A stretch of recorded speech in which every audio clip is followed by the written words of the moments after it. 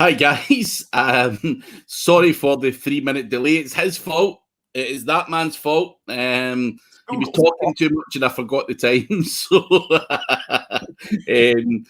So welcome to this week's show. I forgot to turn my YouTube off as well. Man, we are behind today. Not professional, but what we were talking about, guys, prior to coming on here was just an idea I had to try and up the knowledge level for you guys. And what we're going to do is change things up. We will still be doing Q&A from the general public, but I think a section of these Q&A sessions should be Chris grilling me, I grill Chris, and we're also probably going to flick between Chris's YouTube channel and my YouTube channel as well. But we're also looking for ideas and suggestions from you guys, what you'd like to see. What we'd also probably want to do is maybe grab another guest on every week, and we can both grill the shit out of him, or, the three of us talk and say, what do you think about this? What do you think about that? So I'd love to hear your feedback, guys, in terms of, what you want to hear, because what we don't want to do is have people keep asking us, what the fuck's a tier 2 link? What you powering up your guest posts with? Because it's we've said that, maybe in the last 10 shows. So we need to up that level. So this week, Chris at the start has a bunch of questions. So this week, Chris is going to be asking me some stuff. Next week, I'm going to be asking Chris some stuff. Wherever I get that stuff from is irrelevant. I can ask my group. I'm allowed to do whatever I want. And obviously, the job is to extract as much knowledge as we can get from Chris, rather than tier 2 shit all the time. Because as Chris said, it's tedious, boring, and stuff like that. So that is the plan going forward. And we'll probably rotate it between YouTube channels as well, just to get exposure on different channels and shit like that as well. And so we will keep you posted on the social media as to what channel's going where and all that shit. So, but for this week, Chris, do you want to start with the questions you've got from your group? Yeah, and how this came about, just very quick, brief, overview was, I'm really super interested in, moving a little bit more into e-commerce and away from the lead gen stuff. And after what Craig showed me, this is the guy, right? So I was super fascinated with his approach and what he was doing. So I had a ton of questions, and he basically stopped me and said, "Hey, we should do this live. This would offer benefit." And I said, let's do it. So I did write out a couple questions. When I was writing them out, I kept it to medium, stuff that would still benefit above the audience, hopefully, I hope, but questions that I have. And I'll start with some of the easier, and then I'll try to get through them quickly. That way we can bang out a lot of information. So with that out of the way, really, and like we were talking about before, obviously I'll start with some of the more basic stuff with hosting. Right? I know that's top of the level. Mm-hmm. Would you go straight VPS? Would you do WordPress? Obviously not. But with hosting, what type of hosting are you doing? VPSs is what I would do. Yeah, mostly VPSs. Anything that I feel is a money site that makes me money and is part of my income, I don't want on some sloppy shared server, with a bad neighborhood and some porn stars on there or something. And, does that stuff affect your website? Yeah, I would say it probably would. If someone sharing the same IP address is doing something they shouldn't be, could that negatively impact your website? Of course, you've heard instances of that happen in the past. And obviously, if I'm plowing my money, my time, and everything else into something, I want it to be mine. I don't want some motherfucker burning anything that I've got or having the ability to try and burn it. So, yeah, VPS all the way where possible. If it's a shitty little Amazon project, I'll just bash it on SiteGround or something. But again, once it hits a specific figure, I would start to take a website more seriously. And then, and as far as management and especially like say, okay, you've launched. At first, I mean, are you doing the stuff yourself, or are you outsourcing every single thing? Pretty much outsourcing every single thing. Now, when I say that, it's not entirely accurate. So I've got a team of 6 people here in Glasgow who do stuff under my instruction. So the stuff that we would do to get a website in place, and then we may start looking at content, and we'll use someone offshore, just at a much cheaper cost than it would be to hire someone in house. So things like that, there's different processes for every part of the project, and a lot of the grunt work, if you like, of course, is outsourced. I'm not going to be sitting writing content. I'm not going to be sitting doing all the kind of donkey work, if you like. But what I do is I'll be sitting auditing that website. I'll be double checking what my team do in terms of keyword research and implementation.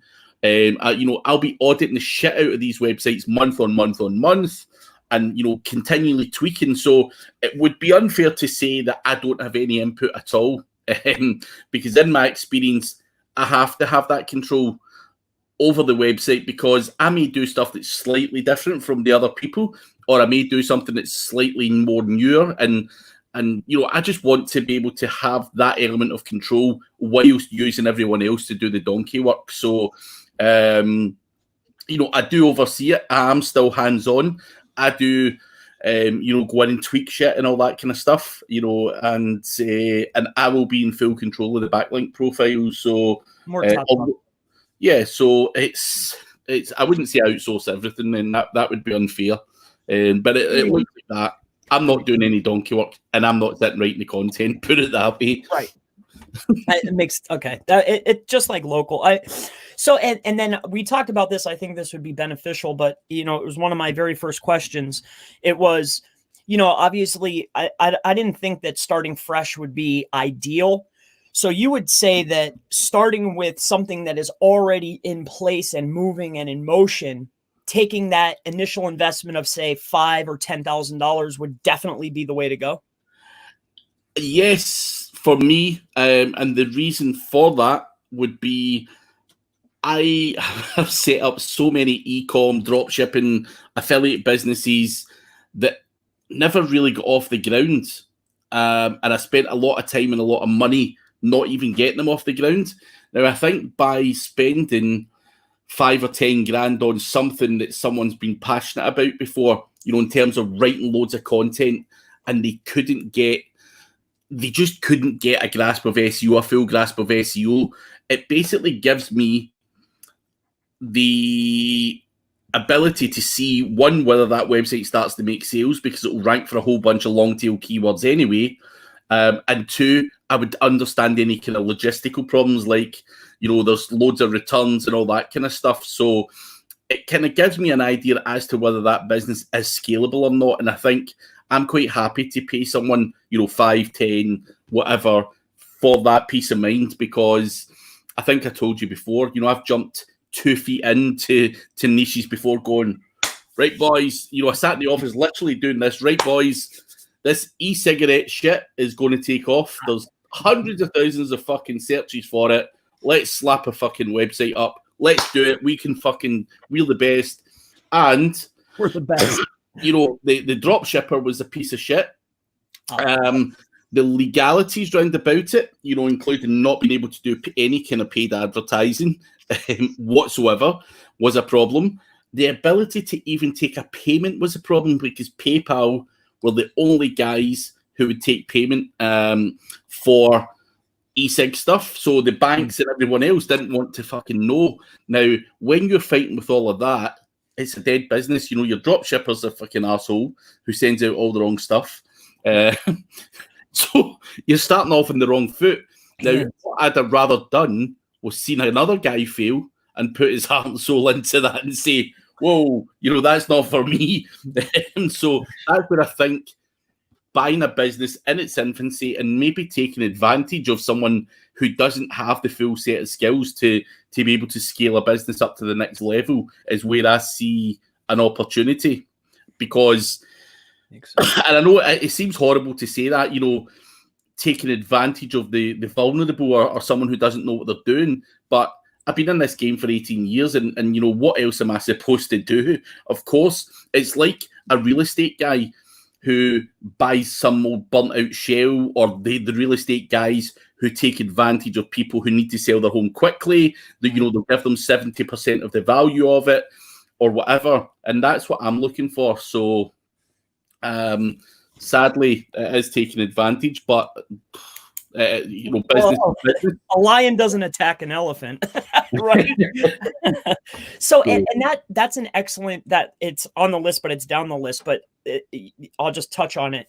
So would it be super advisable, because we touched on this before and we spoke a little bit privately, would you take PayPal and Stripe out of the equation and maybe go for, private processing, just so you can have a little bit more control?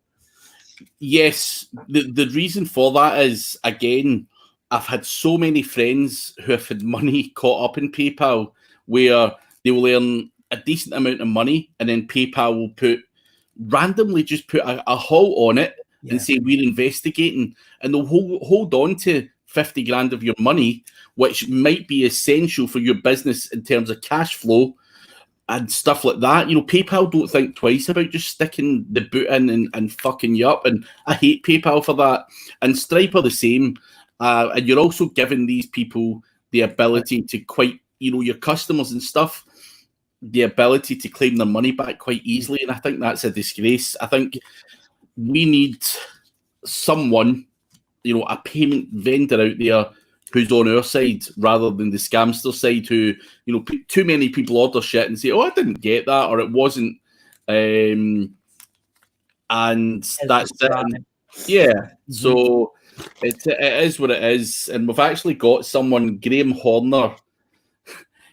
Anyone that can't express themselves without using bad language is not a person I would respect or follow or even employ. Graham Horner, message for you: learn to fucking spell, you clown. I'm not available for hire, you dumb piece of shit. Fuck off. Wow. Absolute tosser of a man. He's out of here. You're out of here. Good to fuck. And for you to, and I've talked to you many times, I mean, for you to step out of character in that way, he must have really been a special kind of guy. Yeah. Because I think you're great. So here, let me go through this. This might be simple, but it's really not. What would you say the ratio? What type of ratio would you be implementing as far as informational to a straight sales page? Would you be focusing more on getting the traffic through informational content as more like a soft close, I guess, or however you want to look at it? Or would you be, how would you go about that to get the kind of numbers and the traffic you were getting? I mean, it really depends on the niche you're in and what is the best way of doing that. I think everything's different. Sometimes in certain industries, probably like, web sales, if you were selling websites or whatever, you're going to have to be more pushy with your sales.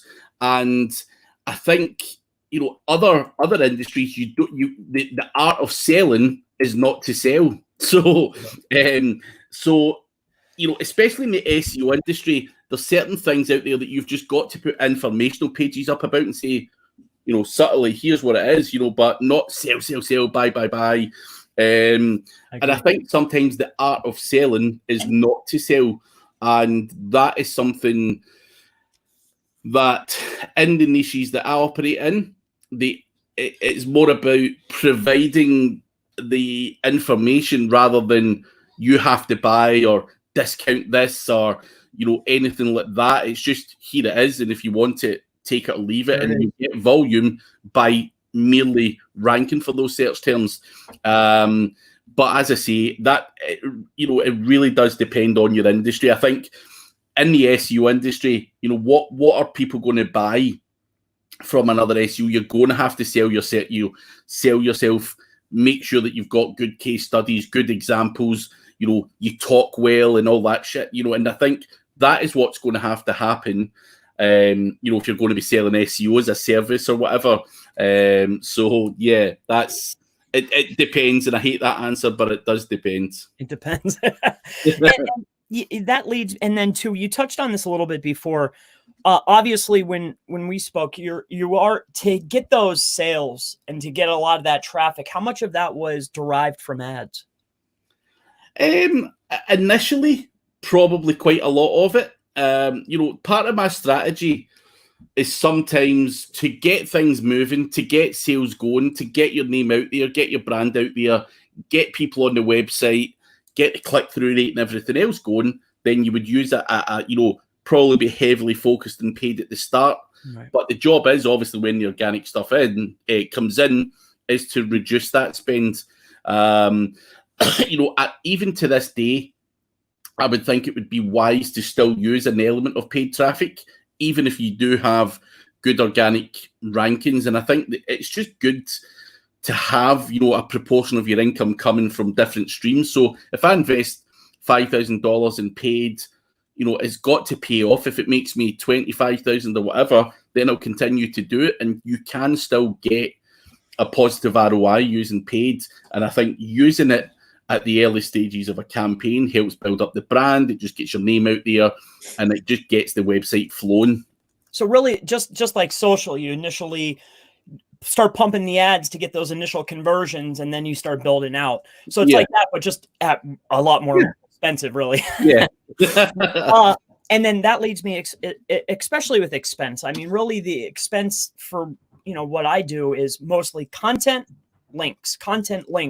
For this type of endeavor, would you, to me, what I was thinking when I'm starting to set up my plan, I'm thinking to myself, I want to, acquire other sites that are specific to me that I can control, that I can put, content on, but are driving power. Is that the strategy that you utilize? You build out your own network? You're not buying links, obviously. I wouldn't think so. Right? No, sometimes I do an element of it just as the icing on cake. I've got friends who have link building services and stuff like that. So I'm not blindly buying links from random dudes or anything. That's what I was getting at, but building up your own network is something I've done for many years, and people will probably, if they remember me from years ago, was probably always one of those guys talking about PBNs and shit like that. People are like, what the fuck? Is this all this guy does? But I think it's very important to have that control. Right. And it's worked very well for me. So I didn't see any reason to change it. And, of course, I still have I love grabbing a good expired domain name and stuff like that. It's sick. But, I still use them as part of the strategy. What I try and now do is use my own network. I try and use contacts that I've got. And sometimes I will buy the odd generic guest post from friends who are vendors, right, as well. I don't see there any trying to mix that up as much as I possibly can is what I want to do.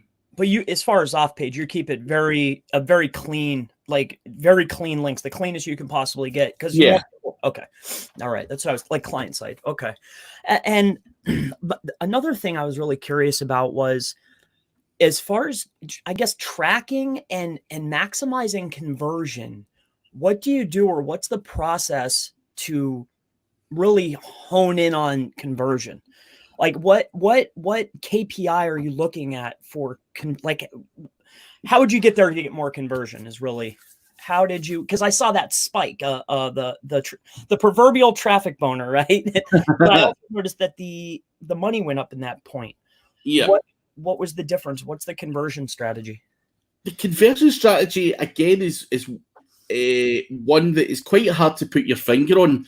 I think with conversions, you've got to just try and test different stuff. So it's not a case of, I've worked with conversion rate optimizing guys who say changing the color of this button is going to increase your stuff. Does that stuff work? Potentially.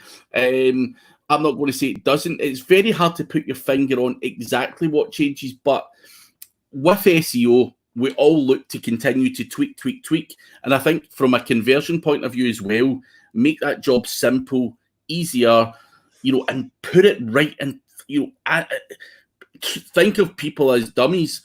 Give them it on a fucking plate with a big button saying buy now or, get here or whatever. And that's got to work efficiently on a mobile and everything else as well. So I wouldn't say I've done anything that's outrageously out of the box or anything like that. Right. But sometimes just even small tweaks, when you look at it on a web, on a desktop, and then you do look at it on a mobile, you're just like, it's not actually that easy on a mobile. So I think, sometimes when I'm building websites now, I build them from a mobile out rather than build a website and then try and refine all the mobile stuff. But I think, having clear call to actions is key. And I know that may seem the simplest thing in the world to preach, but not that many people do it. You're always looking about on a website going, where is this, or how do I do that, or whatever. So just constant tweaking until you hit. So really, me thinking of the overthink is the problem. Really, focus on make it clear cut. Hey, this is where you buy. This is what you should do. Here's what it does. Make it clear. That's going to people do very often do what you do. Overthink this stuff. Overcomplicate it in their head, then they start thinking people are doing something, I've got some special trick here or some special tool that does it for me. There is no special trick. There is no special tool. You're scanning source code for 10 hours, like, wait, what did he do here? I think either you just get lucky or that. I think just using a common sense approach to it is what I would say. How would you like to see the website if you were the guy buying on there? And that works. And then when you pick, this is a big one, and this is a generic one, but I think it's what led you to that specific niche, like that we talked about. Like, what led you to that? Did you see somebody else successful? I mean, or are you just looking for winners that are winners, or are you just trying stuff until you hit? I was always trying stuff until I hit, but when you see someone else doing it, and I have seen other people do what I do in the niches that I operate in, and it just clicks in your head going, oh shit, this is the one. So it kind of does hit. You're like, oh man, this is really good. There is no logistical problems and all that stuff. And I don't want to say what niche I'm in, but it doesn't involve people. It doesn't involve people's fingers going on the products or anything like that. So that for me, takes the people out of the equation, where I think that's where things break down. And I was able to find a niche where I didn't have to rely on people. I could rely on my skills, people buying, and put those two together. Job done. That was huge. That was a huge eye opener for me when we spoke. Was think of a niche that can extract as many hands from you to the customer as possible. Because anything that's going to screw up is certainly going to mess up. Yeah. That's I like that. And then as far as when you're building it out, right? Say you are acquiring links. Are you, like, say if I was going to do some type of, link building for someone, are you building a majority of the links to a particular page, or are you doing them page by page? Are you powering up one page to power the site, or are you just doing each page? No, like different that. Pages, I think, anyone who powers up their site to then distribute power to different pages is probably doing it wrong. Why not power up internal pages that are doing really well, and obviously starting at pages that are bringing in the most traffic or the most profit or whatever, and distributing that power around your website. Now, of course, you can't power up every page on every website, but I think doing that is certainly a way that works. It always has worked for me, is doing a fair amount of internal links to specific pages on the website, and then you can use internal linking and internal linking structure to then pass power to some of the kind of longer tail pages, pages that are maybe going after longer tail keywords and whatever. giving them a little bit of juice as well. But I think focusing on the kind of top 10, 15, 20 pages at the start is where my efforts would be. And then once you hit that, you may want to obviously maintain that, but you may go for another 50 or another 100, depending on what your budget allows. How consistent are you building out? How consistently are you building content once a week, or how are you going about that? Probably not. Probably not one. No, that's a lie. That is a lie. If you were to equate it up over a year, of course, it would be more than once a week. Okay. But sometimes we do it in batches, if you like. So if we need a whole bunch of landing pages to target geographic specific locations, then we'll, hire someone, give them the process, get them to do it, and then just lump them all on. But overall, yeah, I think probably, several times a week the content's updated on the websites. Well, and then as you are acquiring sales, you're getting emails. Are you then sending them out other offers to maybe get them to other sites or to other? Is that part of the process? Would you say? No. I mean, I don't really see. I don't want to be too pushy. I've maybe always been, and I may be a fool for saying this, but I don't. Once you've got people buying on your website, I don't want to rip the piss by continually trying to sell, and that's just not something I'm that comfortable with, and I'm not sure I'd like it to be done to me. So I may be missing a massive opportunity for more stuff. Of course, the website, when you it does suggest other things that you can have and all that kind of stuff. And of course, I do email marketing to prompt people that we're still there, and there's the social presence and stuff like that. But it's all very soft. That's how I like to sell. That makes so much sense. So you are keeping in touch with them to say keeping them fresh and fresh in their mind. That makes a lot of sense. And another simple one, but it was asked to me, so I'm going to ask you. When you're kicking off, I mean, obviously, we talked about keeping the linking, clean. At first, to get an initial bump, would you 301 anything? Would you do any type of tomfoolery to get that initial boost, or do you keep it straight the whole way? I do tomfoolery, if you want to call it that, sometimes. I don't know why that bumped my head. I think in certain niches, when people are so far ahead of you, right, that you have no option but to do some tomfoolery. But the key part there is when you switch and stop doing that stuff or rein it in slightly, because you can do tomfoolery and it will get you, an instant boost and get you to a reasonably good position. But at that point, I would be starting to try and clean the strategy up, if you like, because anything that I'm certainly getting involved in, I want to last for as long as I possibly can. So, but if you come to me and say, Craig, do you want to enter the gambling industry, for example? I would say, yeah, that could work, depending on a whole lot of stuff. But am I going to actually be able to do anything without doing any tomfoolery? No. Right. I see what you mean. So, depends on the niche. Yeah. That makes a ton of sense. So as far as I really want to touch on that some more, though.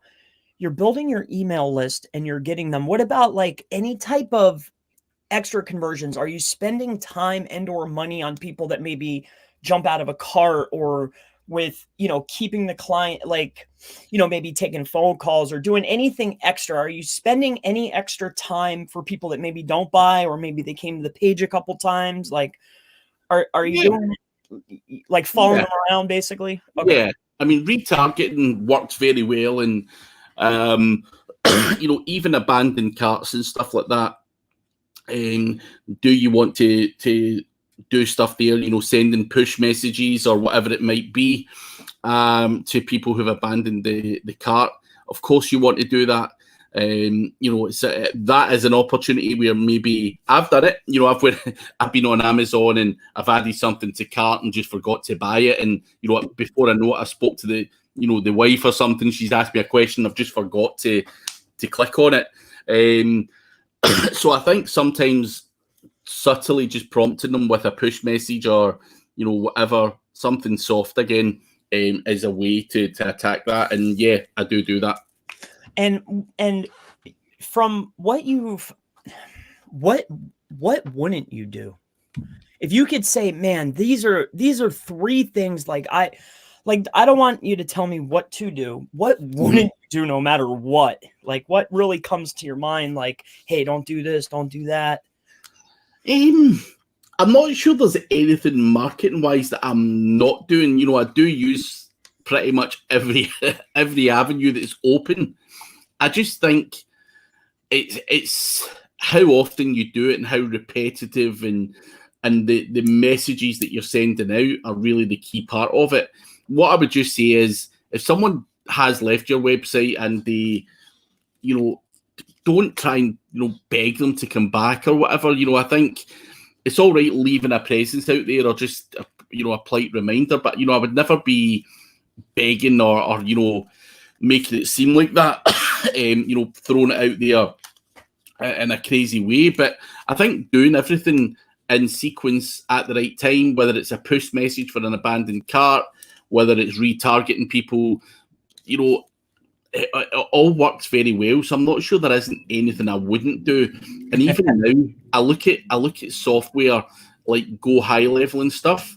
Should I drop a text message on people? Should I become a bit more in depth with that follow-up sequence? In certain instances, I think that could work as well, and something that I'm going to try and play about with as well. So I want to use new technology and as I say, not to harass people or annoy them, just subtly do it. So there isn't anything I would say do not do. I think you'll very quickly be told, you know, don't do this, or you're harassing me, or you're spamming me, or, you know, if you were doing cold email blasts, I would probably say do not do stuff like that, because you're just going to end up with people slamming you and giving you abuse and stuff like that online. And aside from the marketing side of not doing things, but kind of how we spoke about, you know, extracting hands out of the equation, like that was a lesson that you learned. Was there any other lessons that pop into your mind that would be ultra beneficial for somebody, you know, investing their first 10 grand on a site to, you know, to try it out, you know? I mean, there's a lot of lessons. I think, you know, I think you have to understand the niche deeper than an SEO normally would. So I would consider myself, you know, very good at SEO, but probably I was slightly naive when I was researching niches. So again, when one failed venture that I had was women's clothing. So we set up an e-commerce website selling women's clothes because there was a severe amount of search for everything to do with women's clothes, and didn't really understand the concept that when women buy online, they return a lot. And that's no, you know, no dig at anyone. That's just the way it goes. My wife does it as well. So, you know, with shops, certain shops have slightly different sizes and stuff like that. So if my wife buys from a particular brand, sometimes she'll buy 2 of them and send one back. Yeah. But for me, as a small business who was I was going for small margins, high volume when it came to women's clothes. Every time someone sent something back, it basically ate into the profit, you know, of the business, right. Because obviously I was having to pay for that because everyone else does. So the not understanding that, you know, you have to understand the full business. Do not just look at the SEO picture, because there's certain trends, certain things in certain niches where people are, you know, habits and stuff like that can impact your pocket. And that's something I was very naive to, you know, and it's the same like the e-cig story that I told. I just didn't understand the legalities around that niche, you know, that you couldn't do paid Facebook or paid ads, and stuff like that. So I would say understand the fuller picture of that business and what those business trends are like. You know, what are returns like, you know, in this kind of particular business.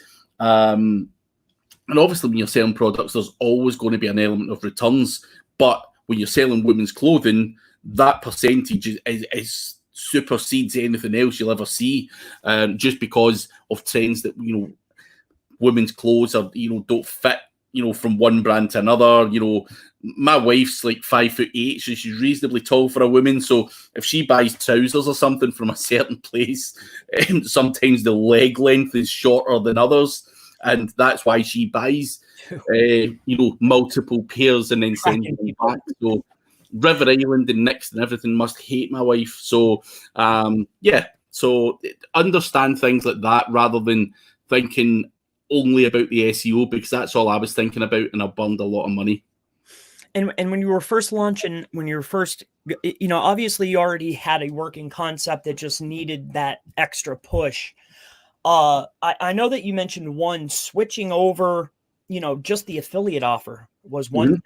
What would be another thing that you would do to turn that switch? Is there anything else, or is that that's the tip? I think with a lot of cases, it will be going after a lazy affiliate who's on Amazon and, you know, getting that very small commission when you could get double or treble that if you monetize, you know, just flipped the monetization model.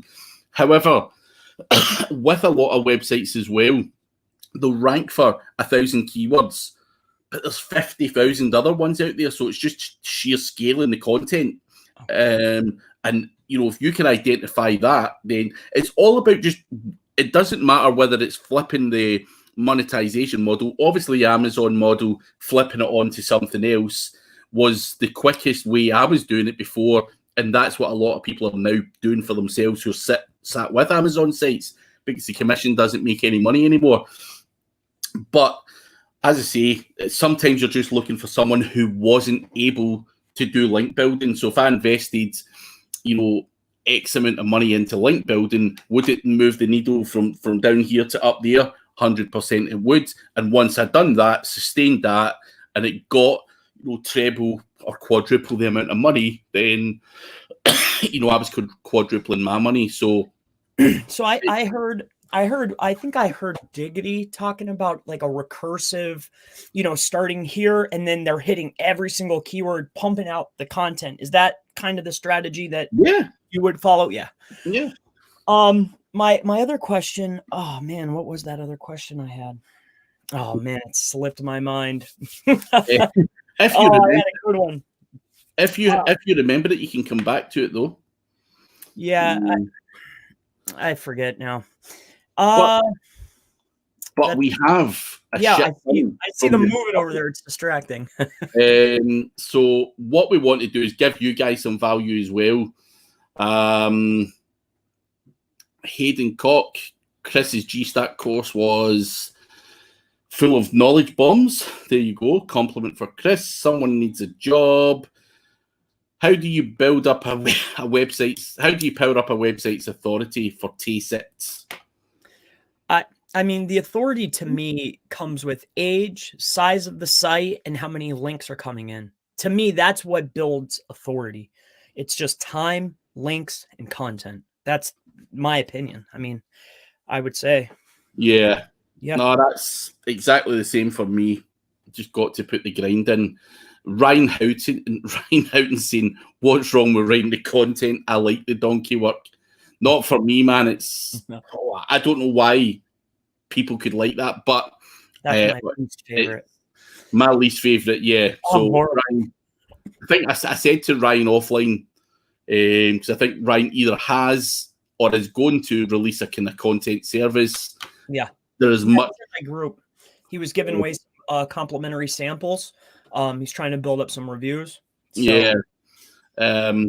Listen, there's money to be made there if you're good at it and you can scale it. So we all need content, so you won't be poor. Put it that way. Well, speaking of content, the idea came back to me. You know, something I hate to interrupt. I guess we can answer Andy here. Agree with Craig Campbell, strategic direction via overseeing others. What? Oh, so he was agreeing. Okay. Yeah. I didn't want to cut off the guy there. But I noticed like with a particular lead gen that we do, for the travel club specifically, what they try and what we try to do is basically take up every step of the funnel.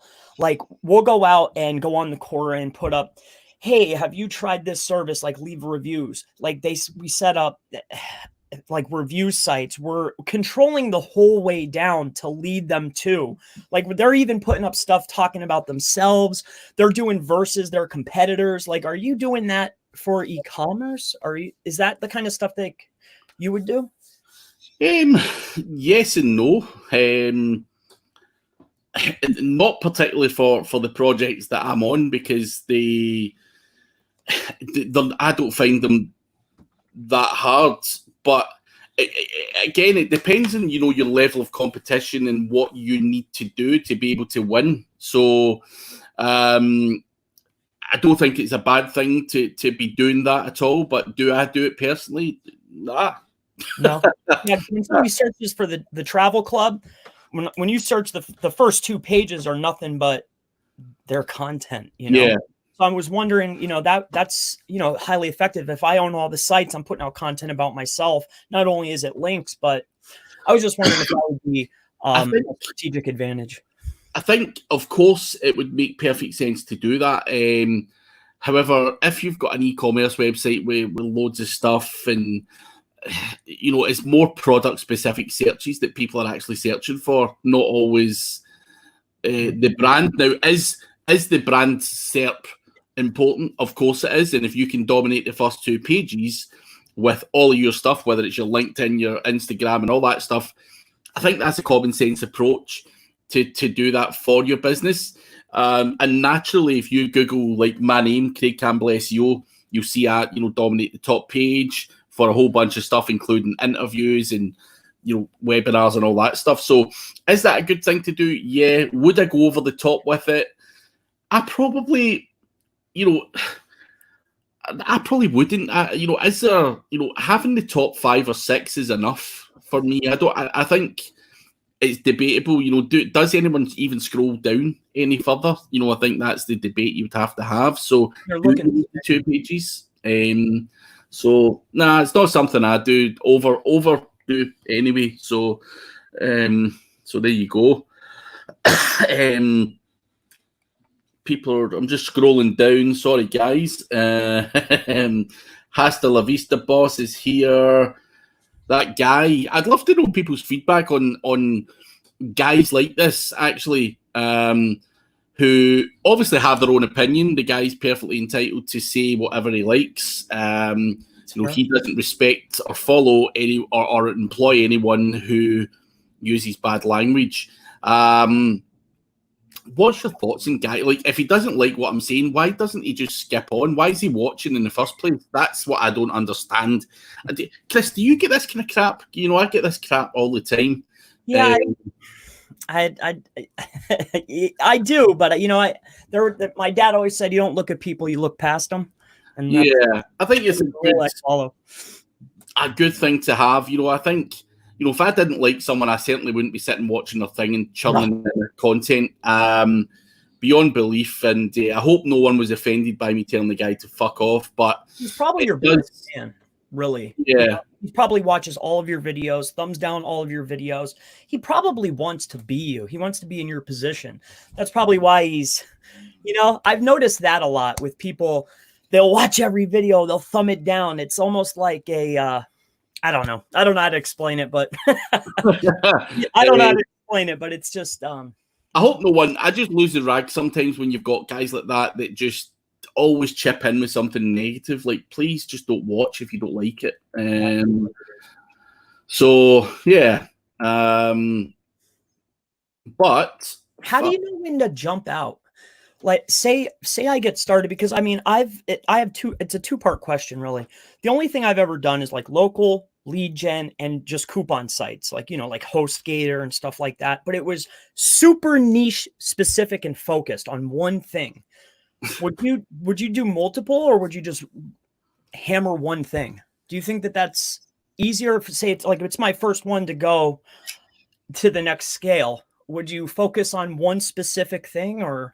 I think obviously focusing on one specific thing is probably the right thing to do, just to make sure that you seal the deal and then move on and move on.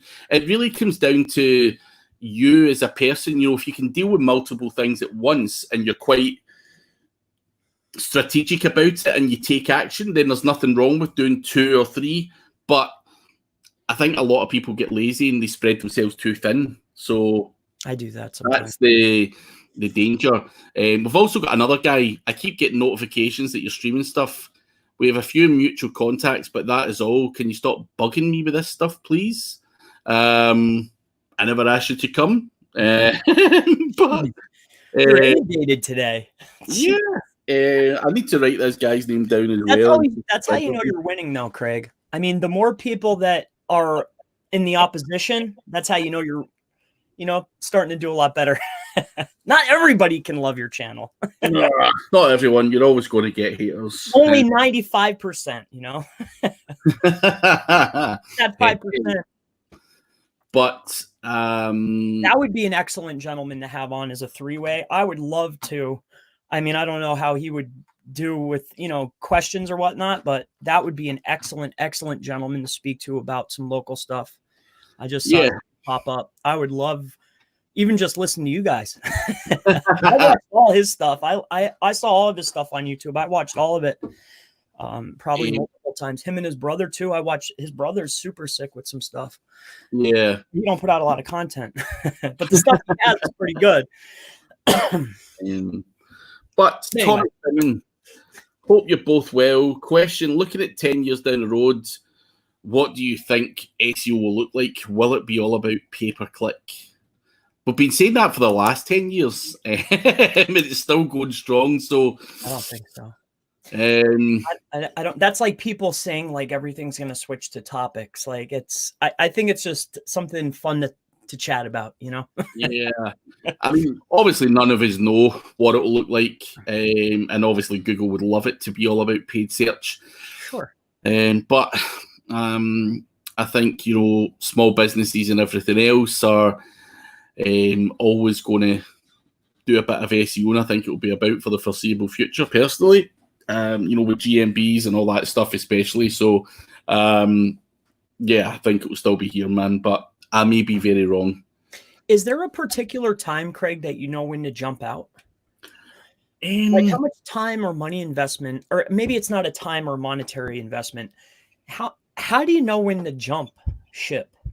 Is there a particular point where you should be profitable, or when do you know when, hey, I'm good on this, I think that comes down to you personally. I've had websites that I've invested 10 grand in, and very quickly someone's offered me like 35 grand.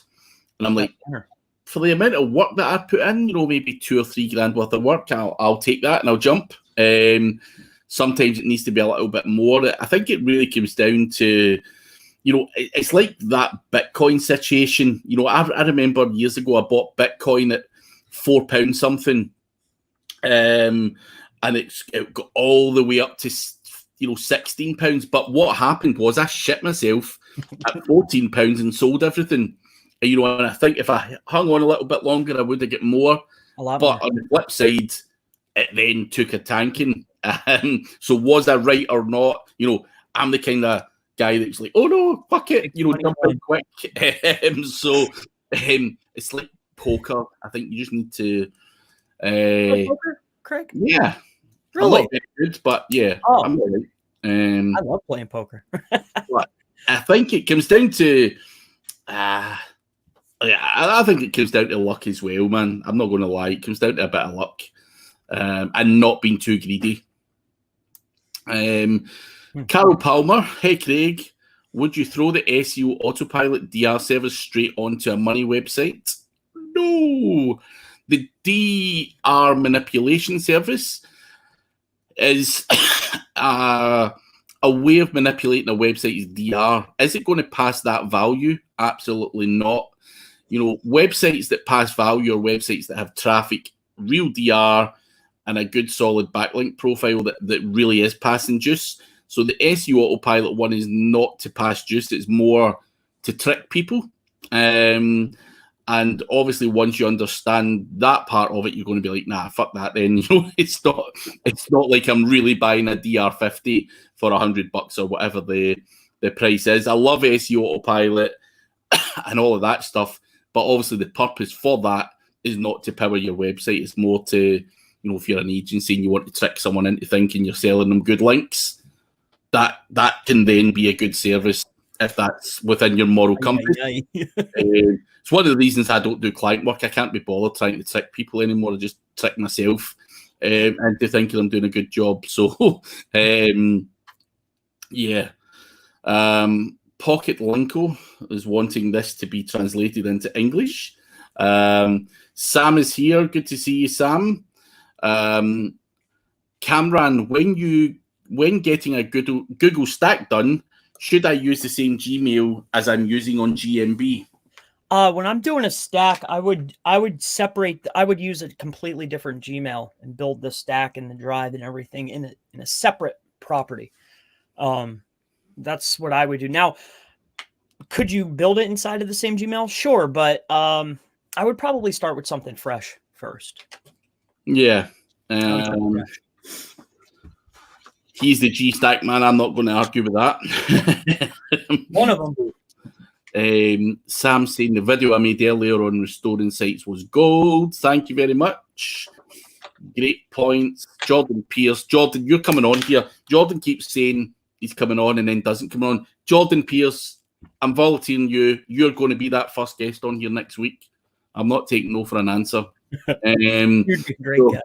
Yeah. I have a lot of proximity questions. So, Jordan, get your ass on here next week. Anyway, most SEOs don't know marketing, don't know why people only focus on organic, don't have a pixel or anything like that. So Google Tag Manager, all of these kind of things, you want to try and make as much money as you can. Thank you very much, Shari, for dropping some beer money. Much appreciated. G Satlane, hi Chris, I understand your pin drop training has things on GNB verifications, but does it include how to layer a map with driving directions to and from major landmarks to influence proximity? I don't have a GMB verification training. I did a quick beta for just my Facebook group. So I don't sell that type of stuff, you know. But no, I don't know. I don't know what you're talking about. I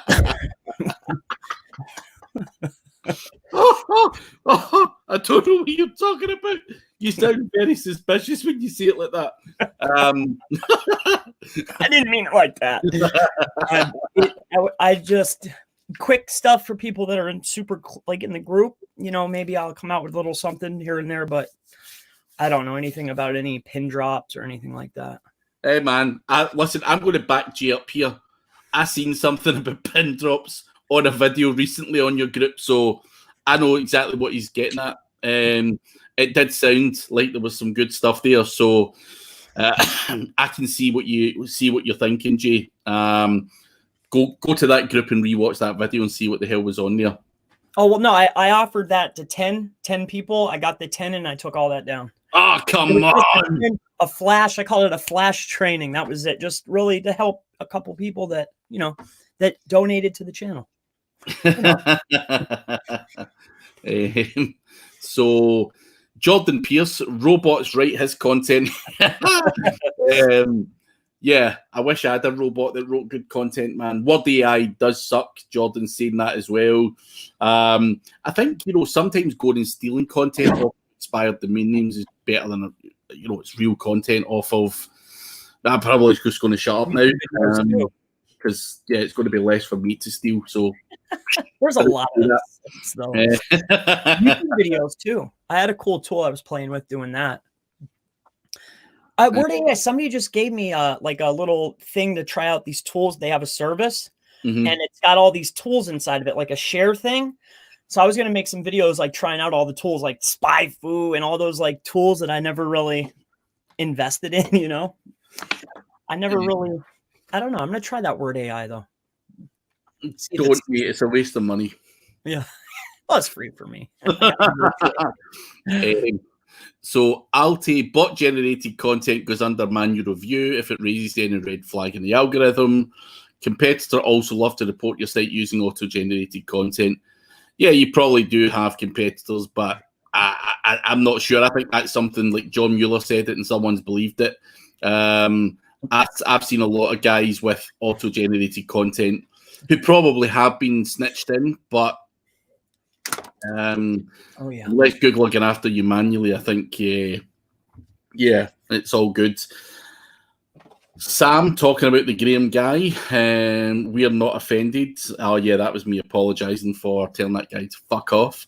Andy Woolley, hey guys, great session, lots of knowledge, totally agreeing, building out of content first. At what point would you monetize the site? Ideal number of visitors?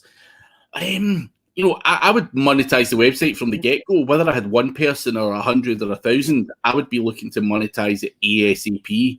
I think that just has to be the end goal for any website I've got. Whether I build a PBN, the first thing I think about is, or say I get an expired domain name, I'll think, I'll get it, I'll repurpose it, and then I'll say, what am I going to do with this? Am I going to build it and 301 it into a particular section of my website because that's the purpose of buying it?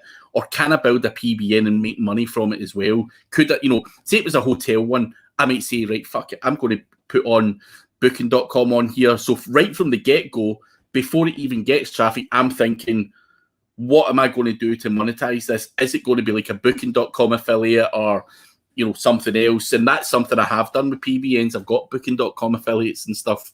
So I think right from the get-go, I wouldn't think about it too much, in terms of I'll only start monetizing it if it hits X amount of traffic, because if you think like that, then you'll probably never get it off the ground. You probably go, oh, we never quite hit that, so we're not going to bother spending too much time monetizing it. I think if you make the decision that you've got an asset there and you're going to monetize it and make money from affiliate, that should be the mindset right from the start. Like that's what I would do. But what about you, Chris? This particular space I'm learning a lot from you. I mean, for me, from what I want to do is I want to buy it already ready to go. It just needs that extra push. That's really, I want it already monetized immediately. Yeah. Someone's saying the most honest people swear. It's just the way we talk here in Scotland. People swear, and when I'm saying fuck, it's more of an emphasis thing than me swearing at people. But I get some people might be offended by it as well. So it comes out sometimes. Yeah. I've been really trying to watch myself with the little guy because I don't want him so I've been really trying to curve it, Yeah. But it's hard. Fair enough. It's hard. Andy Woolley, I'm more inclined to trust someone who swears. They're being honest and passionate, period. Appreciate it, Andy. And yeah, I get it as well. I'm not doing it to be offensive. So thank you for the kind words. J. Lou Joy, Gino Gwyn, Craig and Chris are my favourites. Hopefully I've said your name properly, Jay. Thoughts on Parasite SEO sites to take up more positions in first page? You do that, don't you, Chris? I like it. Yeah, I like it a lot. Why not? Yeah. I think it goes obviously back to what we discussed earlier, where you're saying, do I take up more of the page one? Of course, you have to do that to a certain degree. I'm probably just quite lazy with it, and I probably should do it slightly more. But I think guys like Chris may be overdoing it to some degree. I think it's getting that balance somewhere in the middle, right? Saying, let's dominate page one, that's it. Chris is probably dominating page 2, page 3, page 4, and going wild with it. And listen, see if you can automate it, then take up page 4, 5, 6, whatever. Any search related to that particular company, like Great Wolf Lodge or anything, we want our answer to come up. Yeah. That's the goal. And plus, you can do a lot more. Like when I'm working with my budget, I'm super cheap. When I'm working with their budget, oh man, the sky's the limit. I can do a lot better with a better budget. Yeah. Do you guys use gig markets like Legit? Do you use any Fiverr gigs, Legit gigs, anything like that? Only to power up to as a caveat, yes. But if it's a client or something that I want to sustain, I wouldn't. But as far as like playing around, messing around, building stacks, doing something for local, or powering up a property that's, 3, out tiers, sure. But as far as when I'm dealing with somebody else's stuff, or something that I want to hold on to, definitely not. No way. Cool. Alan Snyder, Chris found you through this channel. Cool. Really appreciate your content. Thank you, Alan. Good man, Alan. He does put out something good now and again. CBD cakes. I've still not received my package in the post. We're not talking to you. No more knowledge bombs for the CBD cake guy until I taste some of that stuff. Nah, I'm only kidding, but good to see you here. Yeah. Poker, I just wouldn't enter the poker niche. It's far too competitive and time consuming. I'm looking for something a bit easier because I'm a lazy bandit. But there you go. Carol Palmer, what about spun content and then putting it through Grammarly to clean it up and check the plagiarism? Is that something you would do, Chris? I mean, I don't steal it and spin it, but I'll buy the cheapest I can and then clean it up. I've done that quite a few times. I don't just go out and just straight take it. Generally, I'll buy, the cheapest I can buy. Yeah. And then clear it up. Cool. James Moore, SEMrush a must-have. I think having a tool to be able to do your analysis is a must-have. I'm not going to sit here. I love SEMrush personally. It's my favorite tool. But get a tool like it if you don't particularly like SEMrush. I think you have to use data to make decisions. On your website. That looks good. Yes. Cool. Got some candy. Oh man. Yes, honey. Yeah, we're almost off though. Almost at the hour. Sorry. We are pretty much. So we've got literally 2 questions left. Cool. Elton Musa, is Chris posting the live that you were on earlier about adding schema in WordPress? Yeah, yes, I am, but I want to use a different site and I want to show it to help benefit, your stacks and on G sites. I'll show how to inject and hide it. Yeah, it'll be a cool video. I'm going to do 2-part series. Definitely. I look forward to that. Last one for today. All save yourself. Would you buy a high authority site for cheap in the same niche but in another language and use it as a money site converting into English? I don't see any reason why you wouldn't. It's people do it all the time, buy foreign websites and convert it. And yeah, it can work very, very well. So absolutely no reason why you wouldn't, Alti. What about you, Chris? What's your answer to that? I mean, well, we spoke about that. I mean, I've never spent more than $1,100. Usually if I'm buying a site for link power, it's usually in the $100 or $200 range. Yeah. So, but the choice is yours, Alti. But I would certainly take a risk on that. But sadly, guys, we're at 6 minutes past 6 here in the UK. So we have been on for an hour. And we do appreciate all your comments and questions and stuff like that. And it has been a pleasure to do another one. We will obviously change up the format and maybe try and get a guest on for next week.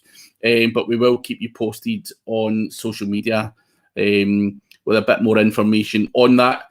But as always, it's a pleasure having you guys. And obviously a thank you to Chris and his little one who's made his first appearance on my YouTube channel anyway.